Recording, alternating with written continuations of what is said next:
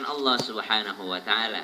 Tadi kita sudah bercerita tentang bagaimana Rasulullah sallallahu alaihi wasallam sebagai menantu. Sekarang kita akan bercerita tentang bagaimana Rasulullah sallallahu alaihi wasallam ketika menjadi seorang mertua. Karena kita masuk di segmen Ensiklopedia Islam. Insya Allah kita akan membahas bagaimana ketika Rasulullah sallallahu alaihi wasallam menjadi seorang mertua. Wah, ketika mertua kita orang petinggi saja, bagaimana ketakutan kita? Ini mertuanya adalah seorang Rasulullah sallallahu alaihi wasallam, manusia terbaik. Tentu saja tolak ukurnya juga akan semakin tinggi. Siapakah menantu Rasulullah sallallahu alaihi wasallam?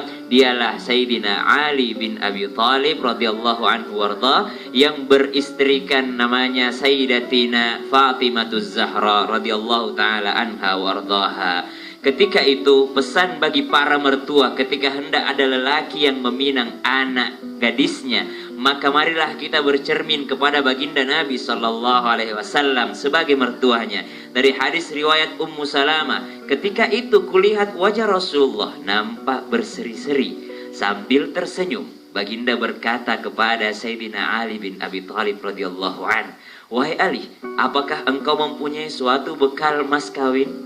"Demi Allah," jawab Ali bin Abi Thalib dengan terus terang, "engkau sendiri mengetahui bagaimana keadaanku ya Rasulullah. Tak ada sesuatu pun tentang diriku yang tidak engkau ketahui. Aku tidak mempunyai harta, aku tidak mempunyai melainkan sebuah baju besi, sebilah pedang dan seekor onta.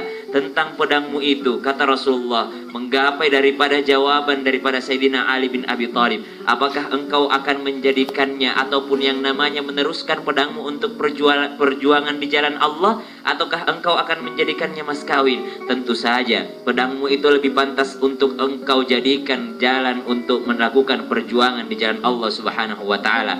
Maka dari itu untamu itu juga engkau akan menjadikan yang namanya perjalanan jauh. Maka dari itu hendaklah menikah atas yang namanya mas kawin sebuah baju besi saja." Begitu kata Rasulullah sallallahu alaihi wasallam kepada Sayyidina Ali bin Abi Thalib. Lihatlah bagaimana Rasulullah mempermudah menantunya atau bakal calon menantunya, tidak yang namanya memberatkan dalam hal mas kawin, padahal beliau adalah manusia terbaik. Kita siapa? Kita ukuran surga saja belum, lalu kenapa kita selalu yang namanya menghalangi atau menyulitkan sesuatu yang dicintai oleh Allah Subhanahu wa taala, yaitu pernikahan.